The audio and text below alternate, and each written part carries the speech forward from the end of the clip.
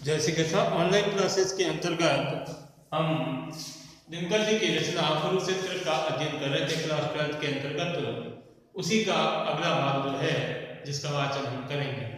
कल तक या अब तक हमने पढ़ा कि धर्मराज युधिष्ठिर और भीष्म पितामह के मध्य एक वार्तालाप चल रहा है जिसमें युधिष्ठिर चिंतित है। चिंतित इस बात से है कि उसका मानना है कि इस महाभारत के रण का मूल कारण मैं हूं, मेरे कारण ही ये युद्ध हुआ। जबकि भीष्म पितामह कहते हैं कि युद्ध सडन नहीं होता, अचानक से नहीं होता। कई समय पूर्व युद्ध से बहुत समय पहले से कुछ घटनाक्रम ऐसे घटित होने प्रारंभ हो जाते हैं जिनके चलते युद्ध आवश्यक हो जाता है। कई बार अन्याय और अत्याचार के विरोध में भी युद्ध करना अनिवार्य हो जाता है। जब सत्ता निरंकुश हो जाती है और जनता का शोषण करना प्रारंभ कर देती है तो एक सीमा तक तो जनता उस चीज को सहन करती है, और जब सीमा लांघ जाती है तब वही जनता विद्रोह प्रकट करती है, तब युद्ध का आह्वान होता है। तो इसलिए तुम अपने आप को बेकार में इसका कारण मान रहे हो। जब तक न्यायोचित व्यवस्था नहीं होगी तब तक शांति स्थापित नहीं होगी, और तब शांति स्थापित नहीं होगी डंडे के बल पर, कानून के बल पर, ताकत के बल पर यदि आप शांति स्थापित करना चाहोगे तो उसके भीतर युद्ध की लपटें कहीं न कहीं सुलगती रहेगी, जो अवसर पा करके पुनः भभकने लगेगी, पुनः जागृत हो जाएगी। तो यही कुछ कारण है जिसके कारण युद्ध अनिवार्य हो गया है। इसलिए आप अपने आप को युद्ध के लिए दोषी मत मानो।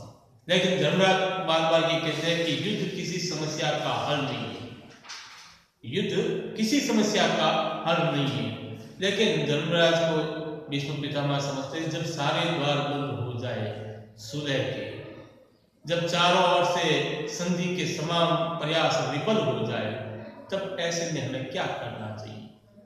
तुम ही बताओ ऐसे में हमें क्या करना चाहिए? तो देखिए आज के प्रसंग में क्या कहते हैं भीष्म पितामह धर्मराज से, और जिन्हें इस शांति व्यवस्था में सुख भोग सुलभ है उनके लिए ही शांति ही जीवन सार सिद्धि दुर्लभ है।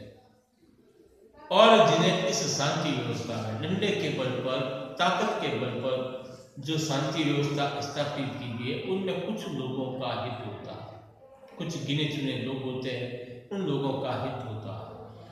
तो और जिन्हें इस शांति व्यवस्था में सुख भोग सुलभ है, ऐसे लोगों को तमाम प्रकार की सुख संपत्ति मिलती रहती है, तो वो लोग तो ये कहेंगे कि हाँ ये शांति बड़ी अच्छी है। उनके लिए ही शांति, उनके लिए यानी जिन लोगों को ऐसी व्यवस्था में कुछ न कुछ प्राप्त हो रहा है तो वे लोग तो कहेंगे कि हाँ भाई ये शांति बड़ी अच्छी है। सार सिद्धि दुर्लभ है, सिद्धि कहते हैं सफलता। उन्हें सार में मूल रूप से ये मिल जाता है कि हमारा तो सब कार्य पूर्ण हो रहा है, तो हम तो ये कहेंगे कि ये शांति बड़ी श्रेष्ठ है, उत्तम है। पर जिनकी अस्थियां चबाकर सोनित पीकर तन का, पर जिन लोगों की हड्डियां चबाकर के, मुहावरा है, ठीक है, हड्डियां चबाना कोई ऐसा नहीं है कि आदमी को मार करके उसकी हड्डियां चबाना, हड्डियां चबाने का अत्यधिक पीड़ा देना, दुख देना।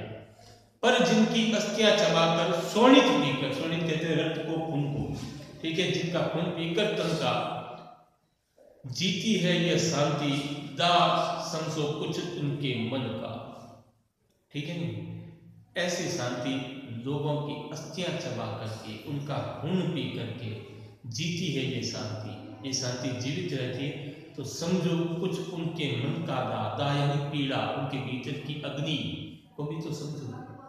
कुछ लोग तो कह रहे हाँ ये सही है ऐसी शांति, और कुछ वे लोग कौन है?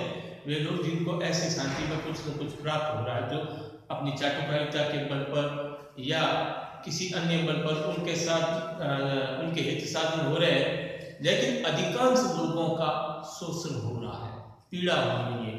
तो कुछ उनके भीतर के दर्द को भी हमें समझना चाहिए। स्वतः मांगने से न मिले संगात पाप हो जाए।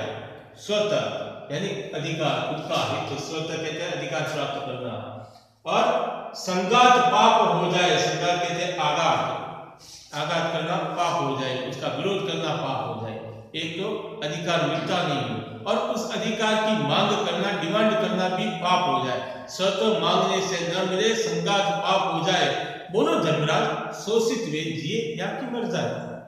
ये धर्मराज तुम ही बताओ, ऐसे व्यक्ति को जीवित रहना चाहिए या मर जाना चाहिए? जो दिन भर शोषित होता हो, पल पल पर उसे पीड़ित देता हो, शासन उसका जितना हो सके निचोड़ निकालता हो और उस व्यवस्था का विरोध करने पर भी उसे पाप का दर्जा दिया जाता हो, ऐसे पीड़ित मनुष्य को जीना चाहिए या मर जाना चाहिए?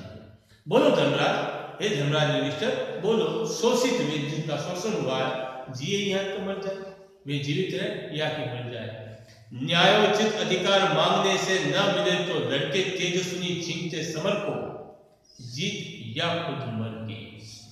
न्यायोचित, न्याय के अनुरूप, न्यायोचित यानी न्याय के अनुरूप अधिकार मांगने से न मिलते, न्याय के अनुरूप भी हमें अधिकार मांगने से नहीं मिलते, तो जो तेजस्वी पुरुष होते हैं, तेजस्वी कहते हैं प्रतापी पुरुष, बलशाली पुरुष, जो तेजस्वी पुरुष होते हैं वे छीनते समर को, युद्ध भूमि में जाकर के लड़ते हैं और अपने अधिकारों को प्राप्त करते हैं, या तो खुद मर जाएंगे और या सामने वाले को मार के वो अधिकार प्राप्त करते हैं।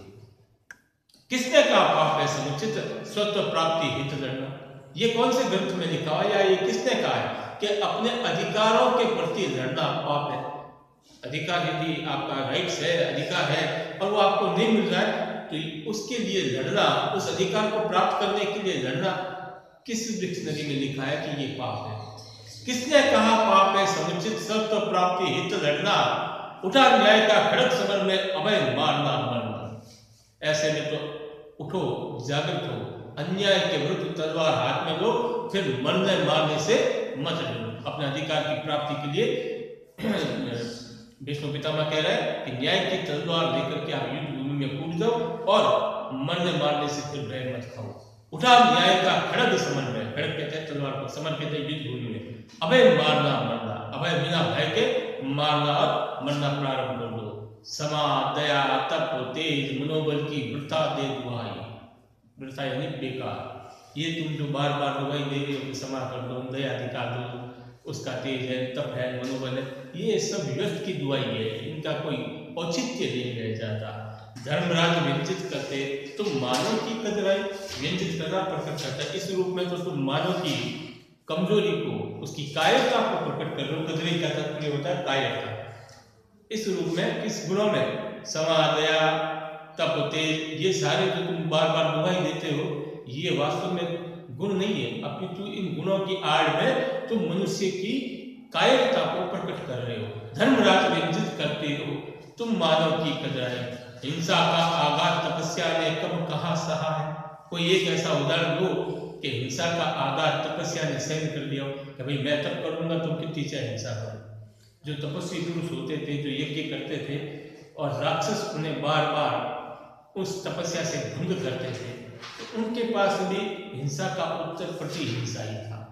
वे नहीं, ऐसा नहीं था हम तपस्या करें तुम जो चाहे वो करना, वे उस हिंसा का उत्तर भी प्रति हिंसा से ही देते थे। हिंसा का आघात तपस्या ने कब कहाँ सहा है?